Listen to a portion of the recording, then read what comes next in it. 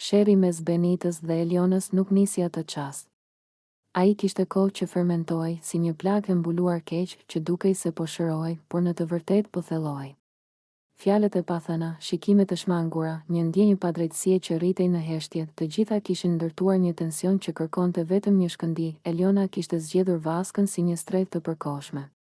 Uji për të ishte zakonisht qetësi, një mënyrë për të shkëputur nga shurma e ditës dhe nga konfliktet që nuk donte t'i përballte menjëherë.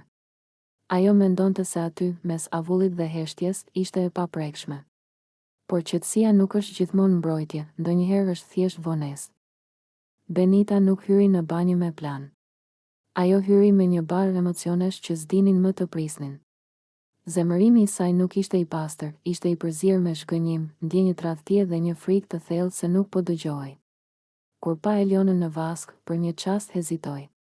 Ajo ndjeu kufirin, atë vit të hollë mes fjalës dhe veprimit, por nuk u tërhoq. Sherri shpërtheu në fjalë të ashpra, fjalë që nuk kërkonin përgjigje, vetëm shkarkim. Eliona u përpoq të ngrihej, jo për të sulmuar, por për të mbrojtur veten, për të rifituar kontrollin mbi situatën.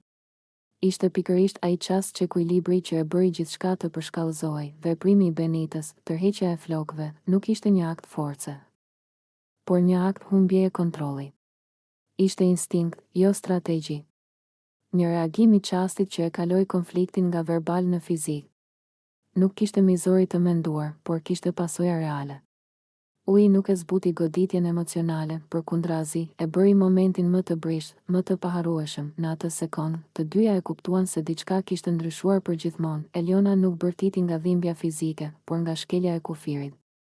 Nga fakti që ishte kapur në një moment vulnerabiliteti, jo thjesht trupor, por njerëzor.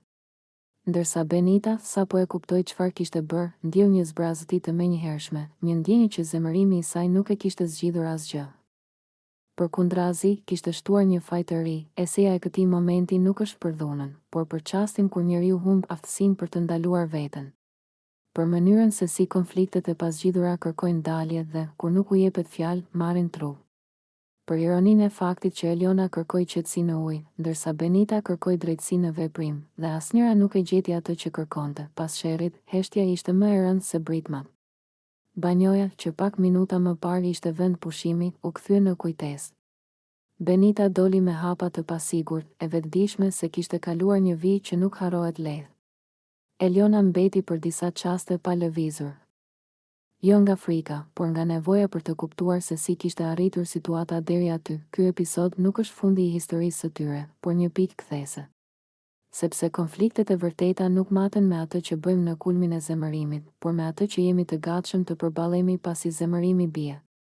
Pyetja që mbetet nuk është kush kishte të drejtë, por çfarë do të bëhet tani me këtë plagë.